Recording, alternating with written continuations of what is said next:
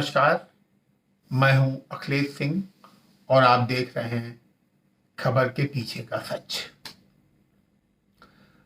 आज पूरी दुनिया युद्धों को देख के परेशान है। हर देश के नागरिक, हर शांति प्रिय शरीफ व्यक्ति आतंकवाद और आतंकवाद के बाद की राजनीति देख के अपने भविष्य को लेकर चिंतित है। हिंदुस्तान का तो 80% नागरिक इस बात को लेकर चिंतित है कि यदि कभी हिंदुस्तान पे कोई जैसे मोहम्मद या कोई अन्य आतंकवादी संगठन हमला कर दे तो क्या स्थिति होगी, कौन हिंदुस्तान के पक्ष में खड़ा होगा। वोट की राजनीति तो अपने अपने राजनीतिक हितों के चक्कर में दुनिया जिस तरह बटी हुई है हमास और इजराइल के बिंदु पे, उससे ज्यादा स्थिति तो हिंदुस्तान की खराब हो जाएगी। आज मानवता खतरे में, बम फट रहे हैं, इंसानियत खतरे में, लोग मारे जा रहे हैं। महिलाओं के साथ 7 अक्टूबर को इजराइल में क्या हुआ, महिलाओं की किडनैपिंग हो गई।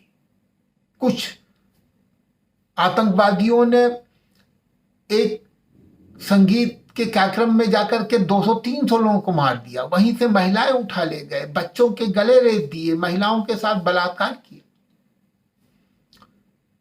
ये सब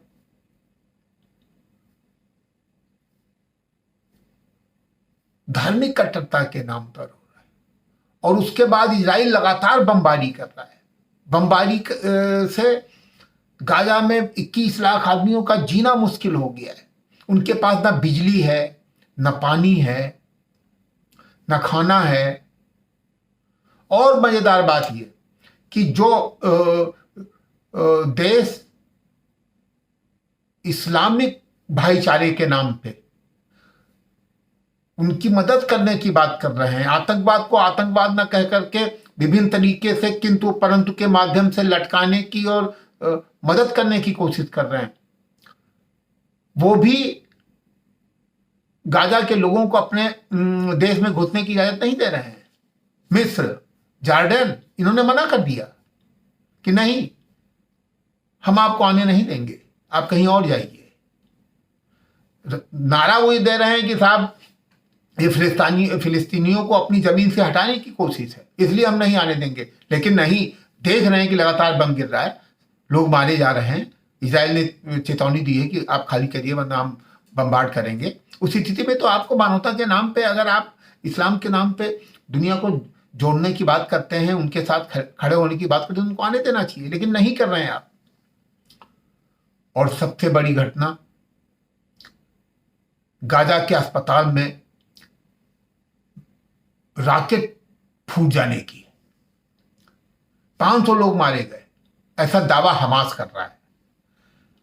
इजराइल कह रहा है कि इतने लोग मारे नहीं जा सकते क्योंकि जो रॉकेट गिरा है वो अस्पताल के पार्किंग एरिया में गिरा है और गिराने वाले भी PIJ के लोग हैं, फिलिस्तीनी की संस्था है आतंकवादियों की। उनके इस साल करीब 450 रॉकेट डिफ्यूज हुए हैं जो अपने लक्ष्य तक नहीं जाके पहले ही गिर गए हैं। और मतलब इजराइल इंटेलिजेंस का दावा है कि लगभग 18% जो रॉकेट दागते हैं उसमें उनके फेल हो जाते हैं, मतलब रॉकेट अपने गंतव्य तक नहीं पहुंच पाते। और अस्पताल में विस्फोट के बाद जिस तरह से पूरी दुनिया में नैरेटिव बनाने की कोशिश की गई कि इजराइल ने हमला कर दिया, लोग मारे गए, मानवता के खिलाफ है, इस्लामिक देशों से लेकर के पूरी लेफ्ट लिबरल मीडिया और सारे दुनिया के बुद्धिजीवी और दुनिया के सारे लंबरदार जो इंसानियत के लंबरदार हैं, चाहे वो काम कुछ भी कर रहे हैं, उन्होंने जिस तरह माहौल बनाया उससे लगा कि इजराइल, अमेरिका या सभी लोग जो हैं मतलब निगेटिव हो जाएंगे, अपनी सुरक्षा के प्रति अपनी इमेज बनाने में लग जाएंगे। हो सकता है चीजें बदल जाएं, लेकिन नहीं। आज के इस संचार के युग में, आज के इस वैज्ञानिक युग में इजराइल की एजेंसियां इतनी फास्ट हैं कि उन्होंने सब कुछ लाइव दिखा दिया।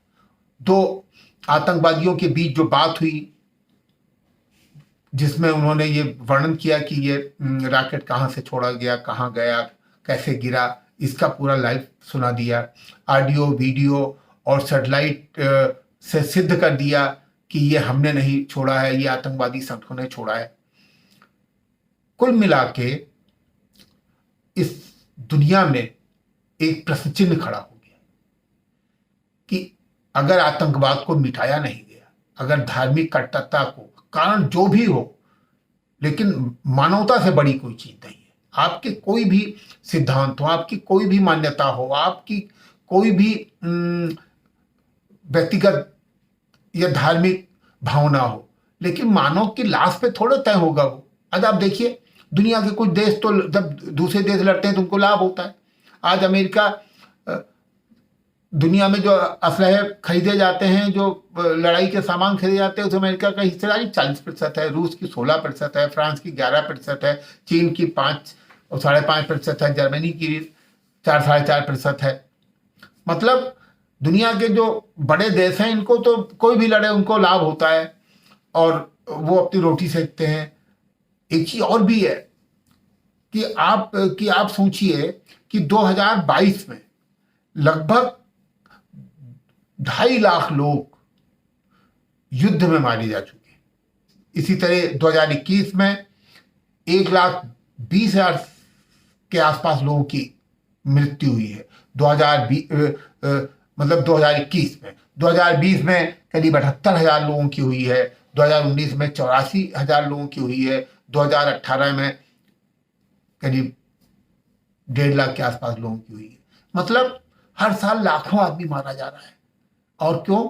किसी का अहम, किसी की धार्मिक बात, कोई धार्मिक कट्टरता, कोई देश किसी को की जमीन लेना चाह रहा है। अब एक नया डेवलपमेंट हुआ है कि अमेरिका ने इजराइल के साथ खुल के लड़ने की, खुल के साथ खड़े रहने की घोषणा कर दी है। उन्होंने कहा है कि अब इजराइल अकेला नहीं है, अमेरिका उनके साथ खड़ा है। उन्होंने अपने 2 जहाज या और भी सैनिक सामग्री भेज दी है उनकी मदद के लिए। इसको देख के रूस ने भी आज घोषणा कर दी है कि हमारे फाइटर जेट ब्लैक सी में रहेंगे। कुल मिला के दुनिया और देश एक युद्ध के बहाने पे खड़ा हो गया। ये आवाज उठने लगी कि कहीं ये विश्व युद्ध तो नहीं हो जाएगा। उधर रूस और यूक्रेन में युद्ध हो ही रहा है। उन दोनों देश के मुद्दे पे भी लगभग पूरी दुनिया बटी हुई है, गोलबंदी है, शीत युद्ध चल रहा है अमेरिका और रूस में। रूस का आरोप है कि अमेरिका या यूरोप देश जो हैं वो यूक्रेन में हथियार की सप्लाई कर रहे हैं, निश्चित रूप से मदद कर रहे हैं, तभी वो लड़ भी पा रहा है, वरना तो वो लड़ ना पाता। कुल मिला के आज मानवता खतरे में है और मानवता को बचाने का एक ही तरीका है कि हम सब लोग सजग रहें, सावधान रहें, अपने अधिकारों को और अपने कर्तव्यों को समझें और अपना हित समझें। और एक चीज समझें कि हम तभी तक सुरक्षित है जब तक हमारी सरकार सुरक्षित है, हमारा देश सुरक्षित है। तो दुनिया की ये सारी घटनाओं को समझें, इसकी विवेचना करें, इसमें अपने हित देखें कि हमारा हित कहाँ छिपा है और हम उचित निर्णय लें जो हमारे लिए, हमारे बच्चों के लिए, हमारे देश के लिए हितकर हो। देश सुरक्षित रहेगा तभी हम सुरक्षित रहेंगे। ये मत सोचिएगा कि देश सुरक्षित नहीं रहेगा, आप सुरक्षित नहीं रहेंगे। अगर देश सुरक्षित नहीं रहेगा तो ना आप सुरक्षित रहेंगे, ना आपके बच्चे सुरक्षित रहेंगे, ना आपकी प्रॉपर्टी सुरक्षित रहेगी, ना आपके रिश्तेदार, नातेदार, मित्र, दोस्त, कोई सुरक्षित नहीं रहेगा और आप भी सुरक्षित नहीं रहेंगे। इसलिए दुनिया से सीखिए। आज दुनिया में जिस तरह अपने अपने हितों के लिए, अपने अपने धार्मिक मान्यताओं के लिए संघर्ष बढ़ रहा है और वोट के सौदागर अपने वोट के हितों के लिए, अपने राजनीतिक फायदे के लिए, अपने सत्ता के फायदे के लिए पूरी दुनिया में लोग आम आदमी की इंसानियत को नजरअंदाज कर रहे हैं, वो उचित नहीं है, वो बहुत बड़ा खतरा है। इसलिए हम सभी लोग मानवता की रक्षा में जुट जाएं, आतंकवाद को मिटाने के लिए जुट जाएं। आतंकवाद कहीं का भी हो और किसी भी रूप में हो, हम ना उसकी तारीफ करें, ना उसके साथ खड़े हों और उसकी मदद करने वाले लोगों को, उसकी तारीफ करने वाले लोगों से भी हम सजग रहें, सावधान रहें, उनका बहिष्कार करें, अपनी सुरक्षा के लिए सजग रहें और अपने अधिकारों, कर्तव्यों और अपनी जिम्मेदारियों के प्रति सजग रहें। आज मेरी आपसे यही अपील है। जय हिंद, जय भारत।